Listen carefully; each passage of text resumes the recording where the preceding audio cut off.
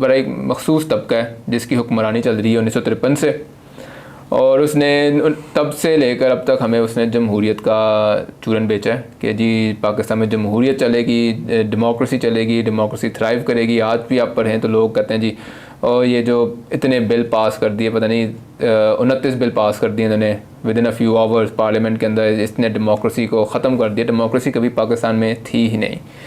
पाकिस्तान का जो मसला असल में रहा है कि पाकिस्तान में जो चीज़ किसी ने कह दिया है और अगर कोई उसे डिसएग्री करे कि नहीं है, उसकी मादी में जो मिसालें कायम की गई हैं वो बड़ी ख़राब हैं। हाँ, पाकिस्तानियों को डेमोक्रेसी से या जमहूरियत से इतनी ऑब्सेशन क्यों है? मुझे याद है मैं जब स्कूल में था तो रोज़ाना मैं सुबह उठ के अखबार पढ़ता था और रोज़ाना मुशर्रफ की एक स्टेटमेंट होती थी कि पाकिस्तान में जमहूरियत जो है वो सबसे बेहतरीन निज़ाम है।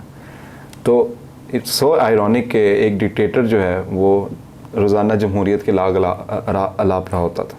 इसी तरह अयूब ने जो है डेमोक्रेसी की बात की और उसने एक फजूल किस्म के इलेक्शन करवाए जिसमें क्या सिस्टम था वो, जिसमें प्रेसिडेंशियल फॉर्म इलेक्टोरल कॉलेज बनाया था। फातिमा दिनाक को खिलाफ लड़ा था उसने केस, ठीक है। Bengali side of the country, east Pakistan है, सब ने वोट दिया फातिमा दिनाक को, फिर भी अयूब खान समहाउ वन। और फिर जब ज़िया आया तो उसने भी इलेक्शन की बात की कि मैं तो 90 दिन में इलेक्शन करवाऊंगा। उससे पहले याहिया खान आया, उसने भी कहा कि जी मैं इलेक्शन करवाऊंगा और सबसे साफ शफाफ इलेक्शन करवाऊंगा। हाँ जी। तो यहाँ पे हर डिक्टेटर को जो है ना डेमोक्रेसी बड़ी पसंद है which doesn't make any sense।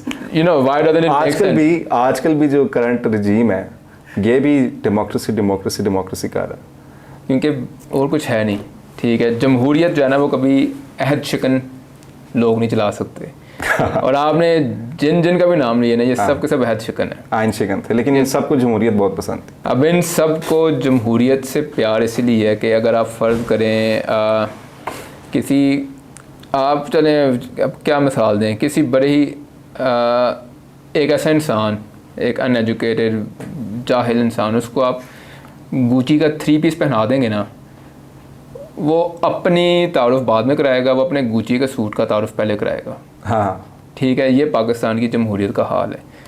Pakistan में हमेशा जिस मखसूस तबके ने राज किया ना, उसने जमहूरियत का लिबादा पहना हुआ है, उसने लिबास जमहूरियत का पहना हुआ है, क्योंकि उसे कुछ दिखाना है अपने बारे में कि हम ये चंद लोग, चंद ग्रोह पाकिस्तान में हुकूमत नहीं करते। Extremely interesting. मतलब अब ख़ान को निकालने वाले लोग भी ये कहते हैं, रजीम चेंज करने वाले, कि हमने ख़ान को जमहूरी तरीके से निकाला। इस पे हम पहले पॉडकास्ट कर चुके हैं कि किस तरह से वो ख़ान को निकालने वाला जो वोट ऑफ नो कॉन्फिडेंस था वो किसी तरह से जमहूरी नहीं था और वो जमहूरियत की सारी वैल्यूज़ को तबाह बर्बाद करके ख़ान को निकाला गया, करवाया गया था। तो अगर डिक्टेटर्स भी जमहूरियत का राग अलाप रहे हैं और अगर सो कॉल्ड पॉलिटिशियंस भी जमहूरियत का ही राग अलाप रहे हैं, तो इसका मतलब है कि there is something wrong with anyone जो क्लेम करता है कि मैं जमहूरियत का दावेदार हूँ पाकिस्तान में। देखें जी, on the other hand we have Imran Khan, ठीक है, जो ओपनली कहता है कि मुझे एक हाइब्रिड सिस्टम चाहिए और हाइब्रिड सिस्टम उन्होंने चला के भी दिखाया और अभी भी वो अपने मौक़िफ़ पे कायम है कि पाकिस्तान सिर्फ उसी सूरत में आगे जा सकता है जब सिविलियन हुकूमत और फ़ौज मिल के पाकिस्तान को गवर्न करेंगे। तो एक बंदा एक तरफ बिल्कुल जमहूरियत का लिबादा नहीं ओढ़ा हुआ उसने और वो डायरेक्ट बात कर रहा है जो उसको समझ आती है और जो हर बंदे को समझ आती है, और दूसरी तरफ वो लोग हैं जो कि अपने आप को डेमोक्रेट्स कह रहे हैं लेकिन ऑन द अदर हैंड जो उनकी पॉलिसीज़ हैं, जो उनके एक्शंस हैं, वो कम्प्लीटली एंटी डेमोक्रेटिक। अब इसके अंदर एक तो बात है, Khan he is giving the true, कहते हैं ना कि सही पिक्चर दे रहा है पाकिस्तान की। पाकिस्तान को आप जिस तरह की, एक तो देखें जमहूरियत चलती कैसे है। जमहूरियत जो है वो कभी टॉप लेवल पे नहीं चलती, जमहूरियत चलती है ग्रास रूट लेवल पे। हाँ, ठीक है। जिस तरह यूके है, यूके के अंदर पार्लियामेंट्री इलेक्शन इतने इंपॉर्टेंट नहीं होते जितने काउंसिल के इलेक्शन इंपॉर्टेंट होते हैं, ठीक है। और वो जब काउंसिल के इलेक्शंस रूलिंग पार्टी हार जाए तो वहाँ का मीडिया चलाना शुरू कर देता है ये तो आउट हो रहे हैं अब ऐसे। अब ये टोरीज जो है बड़ी मुश्किलों से काउंसिल का इलेक्शन जीते हैं रिसेंटली, और उन्होंने बड़ा उसका मजाक उड़ाया ऋषि का कि ही जस्ट गॉट सेव्ड। अब काउंसिल क्या है बेसिकली? काउंसिल का मतलब ये है कि मैं जिस तरह मैनचेस्टर में रहता हूँ, मैनचेस्टर के मसले मैनचेस्टर में हल होंगे, ठीक है। मैनचेस्टर की जो वेस्ट मैनेजमेंट है वो मैनचेस्टर में होगी। मैनचेस्टर जो है अपने टैक्सेस खुद इकट्ठे करेगा। मैनचेस्टर अपनी ट्रैफिक जो है वो उसको खुद संभालेगा। मैनचेस्टर अपनी जो पुलिस है उसको खुद से ऑर्गेनाइज करेगा। ये नहीं होगा कि लाहौर का CCPO है वो चीफ मिनिस्टर का लगाया हुआ IG वो लगाएगा CCPO, नहीं। UK में ये होगा कि मैनचेस्टर का मेयर जो है वो खुद नामजद करेगा कि मैंने इस बंदे को मैनचेस्टर का हेड कांस्टेबल लगाना है।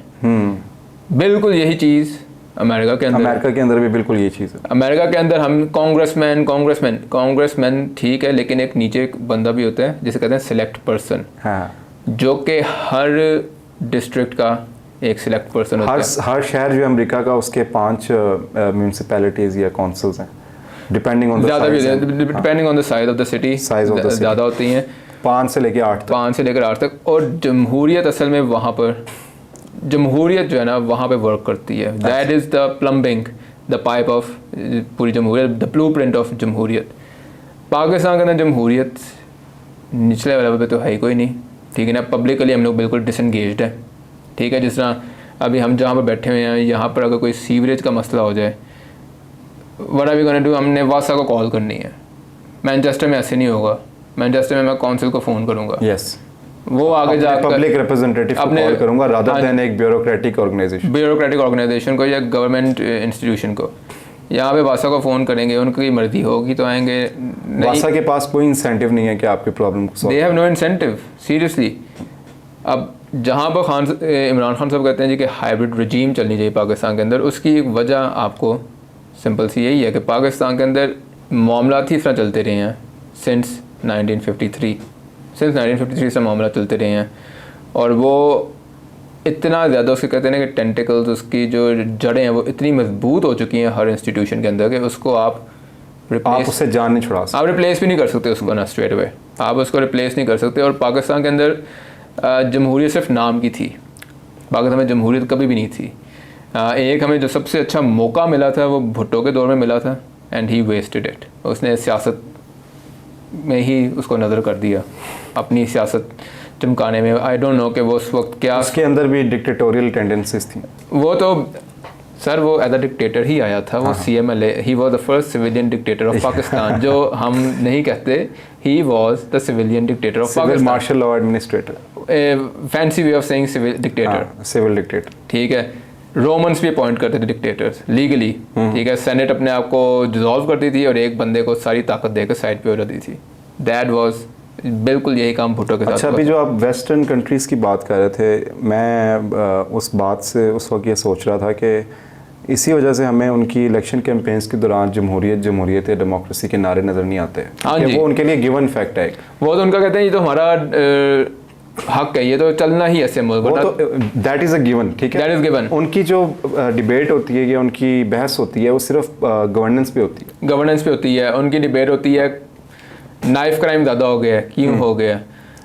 उनकी डिबेट्स होती हैं कॉस्ट ऑफ लिविंग क्राइसिस, उनकी डिबेट होती है कि इमिग्रेशन लॉज को किस तरफ लेके जाना है। उनकी डिबेट होती है कि भाई हमने हायर स्किल वर्कर्स को लेकर आना है, तो उसके लिए हमने क्या लेजिस्लेशन करनी है जिसके थ्रू हमारे पास वो लोग आएँ।